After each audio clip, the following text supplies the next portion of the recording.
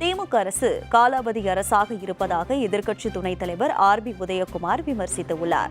மதுரை மாவட்டம் திருமங்கலத்தில் செய்தியாளர்களுக்கு பேட்டியளித்த அவர், காலாவதியான பேருந்துகள்தான் அரசு போக்குவரத்து கழகத்தில் பயன்பாட்டில் இருப்பதாக குற்றம் சாட்டினார். திமுக அரசு எந்த முடிவையும் காலம் தாழ்த்திதான் எடுப்பதாக RB உதயகுமார் சாடினார்.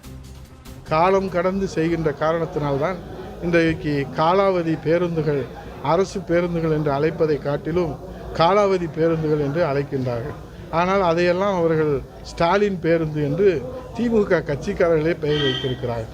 ஆகவே காலாவதி ஆகி போன அந்த பேருந்துகளை அவர்கள் சீரமைக்காமல் புதிய பேருந்துகளை வாங்காமல் சேஸ் சரியாக இருக்கிறது, ஆகவே அதை மறுபடி கூண்டு கட்டி அதை பயன்படுத்தி கொள்ளலாம் என்று அவர்கள் சொன்ன காரணத்தினாலே பல உயிர்கள் விபத்துகள் இன்றைக்கு அதிகமாகி இருக்கிறது. ஆகவே இதுபோன்ற நிலையிலே காலாவதியான மருந்துகள், காலாவதியான பேருந்துகள், காலாவதியான நடவடிக்கைகள், அதனால் இந்த அரசும் காலாவதியான அரசாக இன்றைக்கு மக்களால் பார்க்கப்படுவது என்பதை தெரிவித்துக் கொள்கிறேன்.